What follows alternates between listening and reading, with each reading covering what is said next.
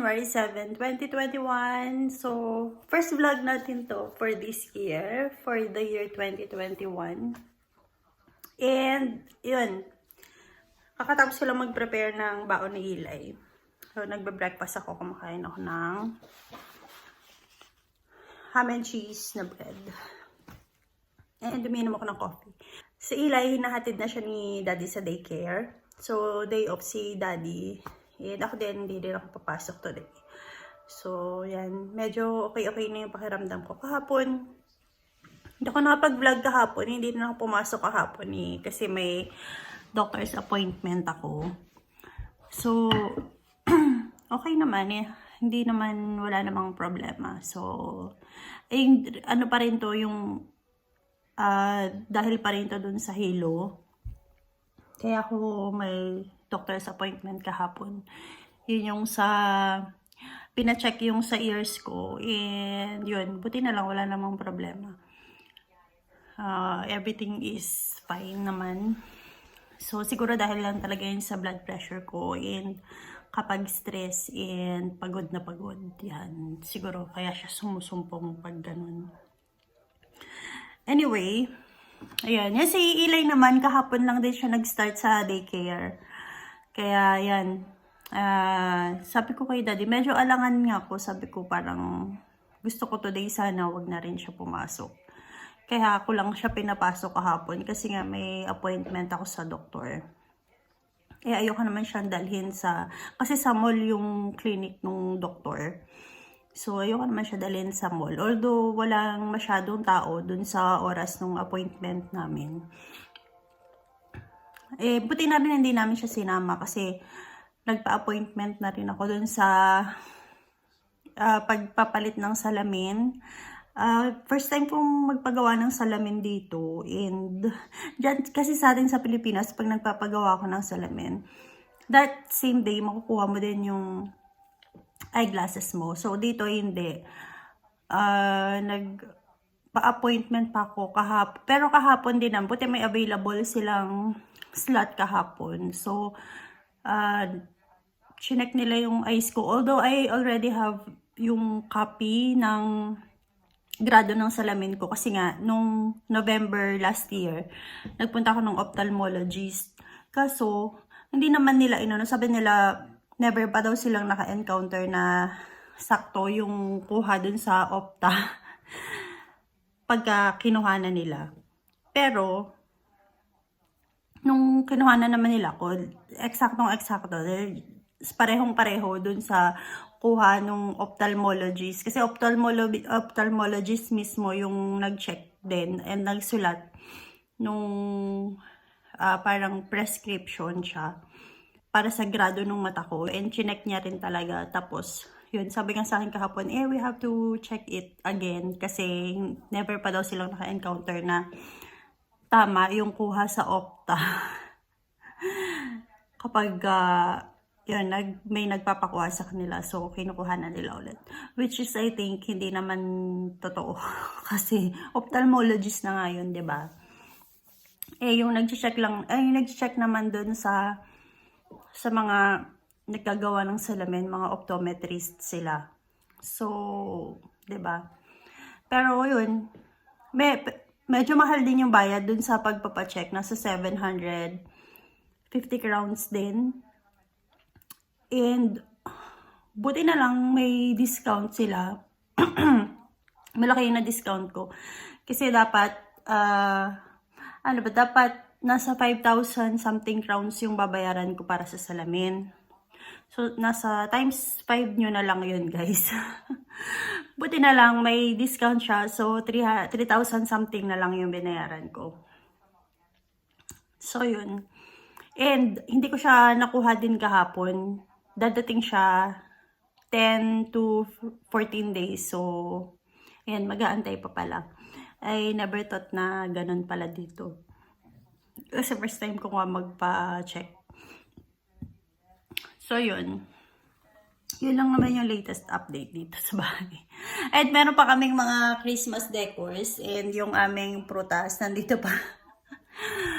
So, yan na lang siguro yung gagawin ko ngayon kasi medyo okay naman na yung pakiramdam ko. So, ayan. Tapos si daddy yan, day off din siya. Then may schedule kami sa laundry sa baba. Kasi si daddy na okay na rin daw sa kanya na maglaba sa baba. Lalo na kapag natatambakan kami ng labahin. Kasi, ayun nga, mas madali rin kasi guys maglaba doon. Kasi nga, pagkalaba mo, that same day, matutuyo din siya agad. Kasi malaki yung dryer room doon. And natutuyo din talaga siya agad. Meron yung mga natitira na mga basa-basa. Pero the rest talaga, yung most ng mga nilabhan namin, usually natutuyo. So sabi ni daddy, maglaban na rin tayo dun sa baba. Para hindi rin masyadong gamit na gamit tong bagong washing machine. Sabi niya kaya siguro tayo nakakasira kasi almost everyday nga kami naglalaba dito sa bahay. Which is hindi kasi maiwasan kasi nga lalo na ngayon, kung corona situation natin, pagdating talaga sa trabaho, hindi pwedeng hindi mag-diretso talaga sa laundry yung, or sa madumihan yung mga damit. Hindi ko talaga, kumbaga hindi katulad noon na pwedeng mag-ulit ng pants. Halimbawa, lalo na pag ganitong winter, pag summer, hindi ako nag-ulit ng damit. Kasi pinapawisan talaga ako. Pero pag ganitong winter, yung mga pants, pwede naman. Kasi nga, doble yung suot mo. Yung mga wool lang na suot mo sa loob, yung lalabhan mo, pwede na yun. Tapos yung sa labas, pwede mo pwede mo siya ulitin. But, nitong mga panahon na to, hindi talaga ako nag-ulit ng damit. Ganon din si daddy kasi nga, yun, hindi natin alam kung yung mga nakakasalamuha natin sa labas, 'di ba? So yun. Kakain muna ako guys. Ang dami ko nang nakwento. Naka 8 minutes ako agad. So yan, kakain muna ako guys bago ako magligpit dito sa bahay. Kasi tatanggalin ko na yung mga decors. Yan. Mamaya na lang ulit. Kakabitan na ni daddy ng panglagay sa... Anong tawag dito, daddy? Gano'n ko lang tawag dito eh. Parang smoke glass. Ayun. Smoke glass effect. Charot. So, pero kalahati lang, daddy, lalagay mo na. Kagaya no dun sa luma. So, siguro mga hanggang dyan lang. Half lang nung window. Ay. Ayan, nililinis mo na ang bintana. Ano kaya yun, daddy? Bakit kulay puti? Hindi ko alam eh, baka... Kasi kulay blue talaga kulay yun. Hindi na ang pagkakalam ko eh. Ito ba na? Sige ba? Sabi siya eh.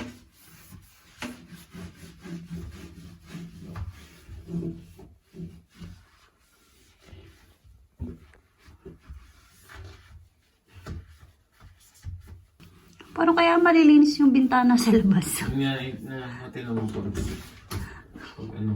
Wala.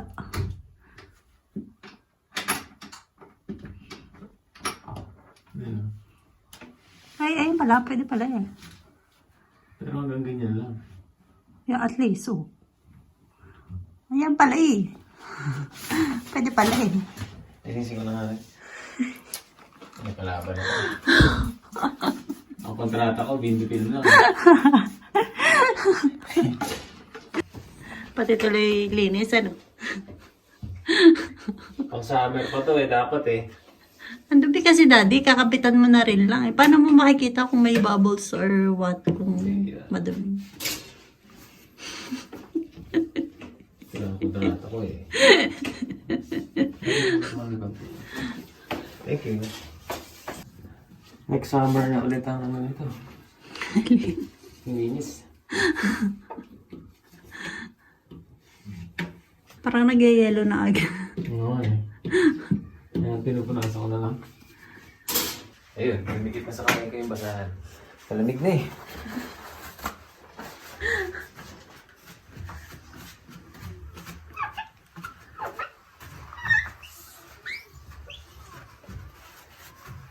Ay, tumulong.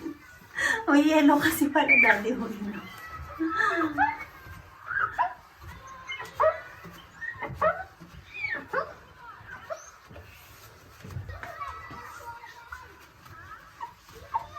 Sa Nasa ganyan din yung bintana natin na iba. I hope so. Kung hindi malilinis yun. Madudumi nung kinabit nila eh. Kaya nga.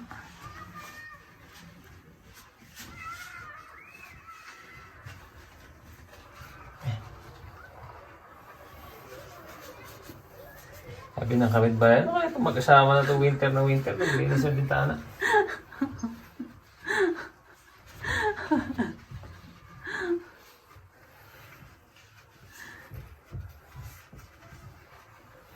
Carry bells na yan.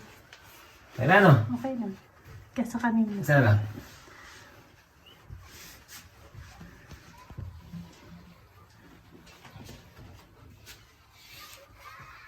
Wow, ang linaw ah.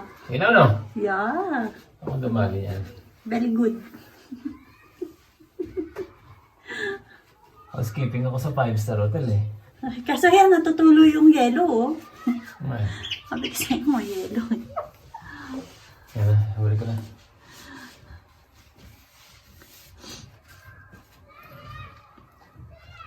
Oh, lamig. Oh, wow. Linis na. Nakakabit na rin yun. Tsaka kami dyan, Maggie. Pasok mo daw. Sakto nga eh. Hinihila mo eh. Hinila mo na? Hindi. Hindi, sakto naman. Shut up. Nasaan yan? No, 51 and a half. Ito. Ito yun. Kapal.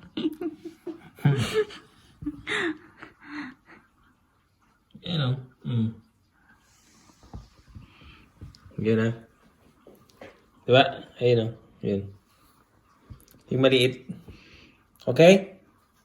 Go.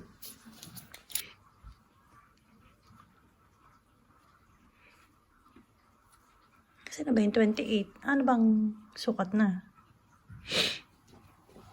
Wala, hindi pa ako nasukat doon. Sakto, di ba? Yun. Nadali mo. Wow. Ayan, apoy na. Ako kasi nagkabit ng kalahati. Ito kasi dati. Kaya walang video kanina kasi wala. Ako nagkabit eh. Bumaba mami. Ako kasing nagkabit eh. Bumaba. I-cutter mo na lang daddy yung labis. Pero goma eh. Yun yung part lang na ano, ika-cutter mo. Nakaangat naman yun eh. Kaya mo na, di mahalata. Importante meron. Yan, nakabit na at last. Kaso itong corner, dahil sa moist, ayaw niya dumikit. So, yan. Palta na lang siguro naman.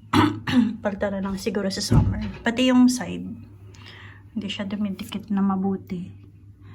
Pero dun sa kabila okay naman. So, ito lang talaga ang side na to. Sino? Oo. Ilaw. Eh, kakain na kami. Ay, kasi pinatay ko na dati yung Okay. ito. Ang aming ulam, nilagang repolyo. Charot. May beef dyan sa loob. Tago. Kasi yung kamote, durog-durog na. Tinanggal ko na yung kamote. Kasi nadudurog na siya.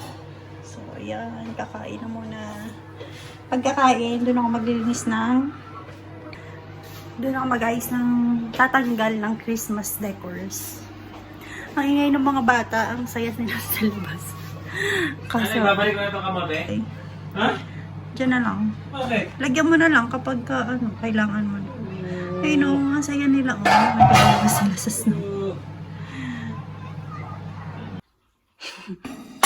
Yan, kain tayo. Nilagang baka. Ayan guys. And patis na may sili. Yum. Sarang malamig eh. Let's eat. Magti-3 na. Na pala ako mag-start paglinis ng Christmas decors. Pero unahin ko na muna ito bago yung Christmas tree. So,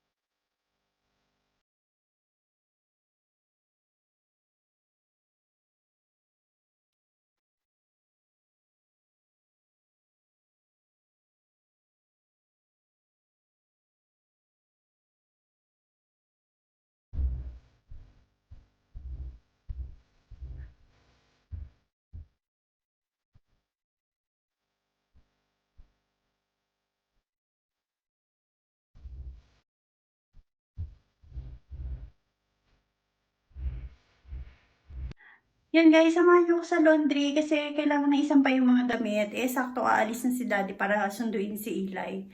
So yan, break muna ako sa paglilinis sa mga Christmas decors. Sampay muna tayo.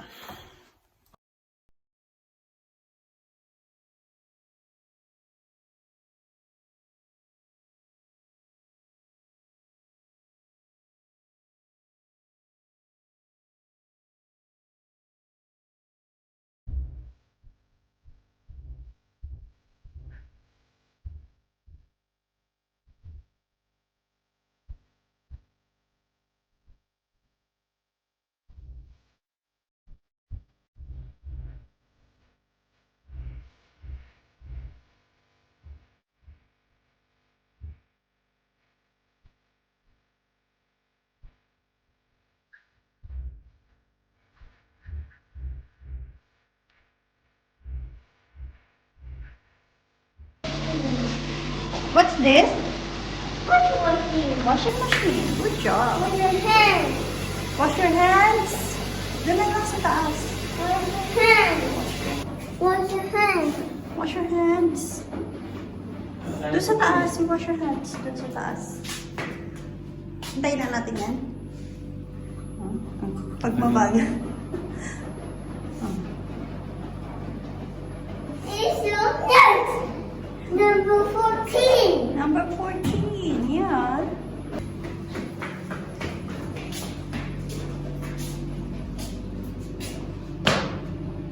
Hi daw, Daddy. Dance like a washing machine. Dance. Oh. It's a really dizzy. Oh, look. It's a really dizzy. It's really... Dizzy. Oh, dance like a washing machine. Come on. You dance. Number 13. Number 14, yeah. Number Wiggle your hips.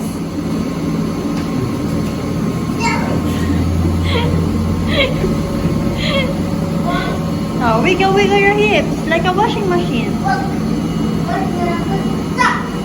What number stop? What number is that? 3. 3. Good job.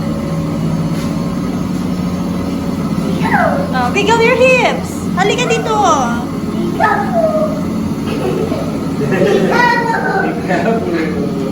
Hyper? Hindi ka ba natulog ka ba doon?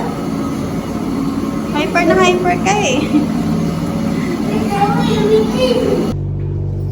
Bye! Pade bro!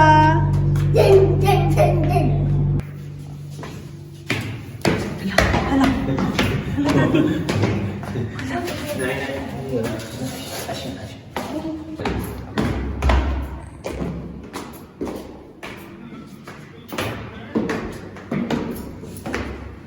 Mabilis ka pa sa akin mamakayat ng hagdan. Iyak! Pag hindi ka pagod, ang bilis mo umakyat. Bukas away na naman tayong dalawa. So we go.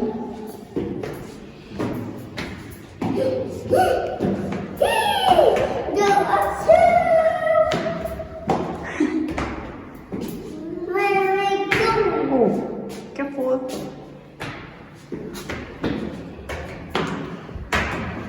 Okay.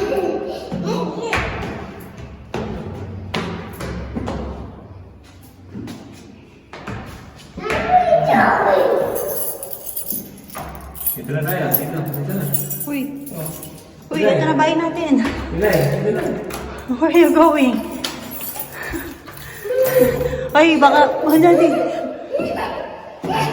Ano dyan? Na talaga hilagis mo lang talaga.